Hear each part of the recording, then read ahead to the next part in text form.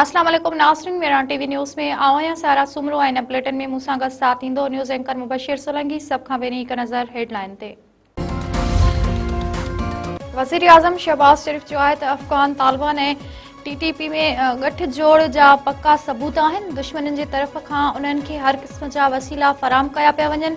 दहशतगर्दी जो नासूर ॿीहर केरु खणी रहियो आहे। क़ौमी पैगाम अमन कमेटी जी अॻुवाणनि खे ख़िताब कंदे वज़ीर आज़म शहबाज शरीफ़ वधीक चयो आहे त 2018 वांगुरु दहशतगर्दी जो मथो चिचिरे छॾींदासीं। दहशतगर्दनि खे अरबी समुंड में अॿोड़ियो वेंदो।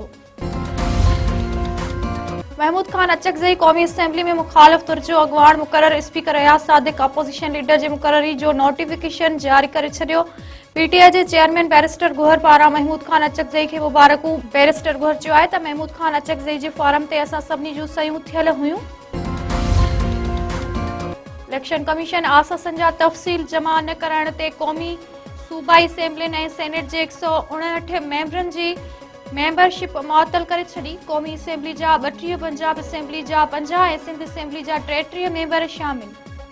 ख़ालिद मक़बूल सिद्दीकी, अख्तर मेंगल, मेहरीन भुट्टो, सायरा तारड़, सैयद अली मूसा गिलानी, सैयद अब्दुल कादिर शाह गिलानी ऐं ॿियनि जी मेंबरशिप मुअतल कई वई।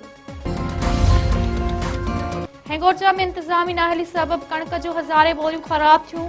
असिस्टेंट कमिश्नर जांच बैदि रिपोर्ट पधरी करे छॾी। रिपोर्ट में ॼाणायो वियो आहे त फूड गुदाम में ख़राब थियल कणक जूं हज़ारे बोरियूं मौजूदु आहिनि, जेके इंतज़ामी नाअहली ऐं अदम दिलचस्पी जे सबबि ख़राब थियूं आहिनि। 50 किलो वारनि बोरियुनि मां सिर्फ़ 10 खां 15 किलो कणक निकिती आहे, बाक़ी मिटी निकिती आहे।